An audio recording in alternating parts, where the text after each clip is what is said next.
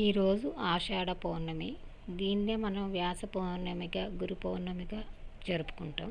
ఈరోజు మన అందరం సాయిబాబా గుడికి, దత్తాత్రేయుడి గుడికి వెళ్తాం. ఎందుకంటే వేదవ్యాసునికి ఒక ఆలయం అంటూ మన దగ్గర లేదు. కాశీలో ఎక్కడో ఒక దగ్గర ఉంటుంది కాబట్టి అందుబాటులో ఉన్న గురువుల ఆలయానికి వెళ్తాం.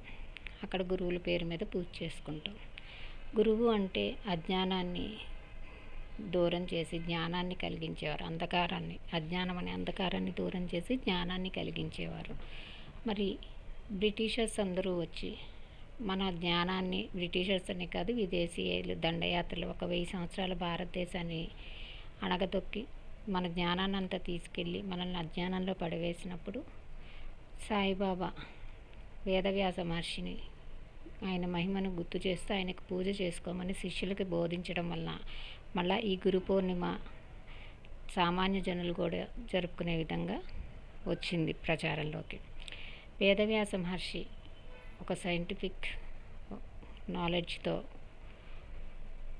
కుప్పలా పోసిన వేదాలన్నింటినీ 4 భాగాల కింద చేయడం భారతంలో సైన్స్కి కథలు చెబుతూనే ఆ కథలలో అంతర్గతంగా సైన్స్కి సంబంధించిన విషయాలు జోడించడం, భాగవతాన్ని రచించడం, పురాణాలను రచించడం, ఇవన్నీ చేశారు. ఒక మనిషి ఇలా చేయడం వలన ఆయనను గుర్తుపెట్టుకోవడం, ఆయనను పూజించడం.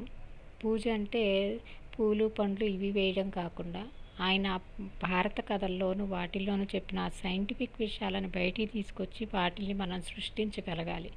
అది నిజమైన పూజ అని నా అభిప్రాయం.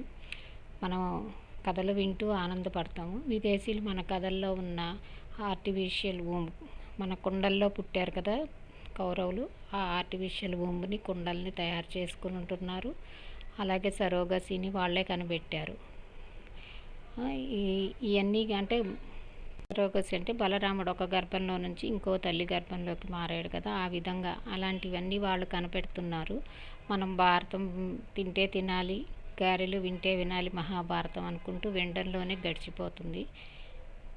నా ఉద్దేశం ప్రకారం మనం పిల్లలకి మనం భారతంలో ఉన్న సైన్స్ని అంతా బోధించి వాళ్ళ చేత కూడా ఒక వీటి మీద రీసెర్చ్ చేసి మన భారతీయులు కూడా మన మన భారతంలోని వేదాల్లో ఉన్న సైన్స్ని బయటికి తీసే విధంగా చేయాలని నా కోరిక. వీడియో నచ్చితే తప్పకుండా లైక్ చేయండి, షేర్ చేయండి, ఫాలో అండి, సబ్స్క్రైబ్ చేయండి. అందరికీ మరొకసారి గురు పౌర్ణమి, వ్యాస పౌర్ణమి శుభాకాంక్షలు.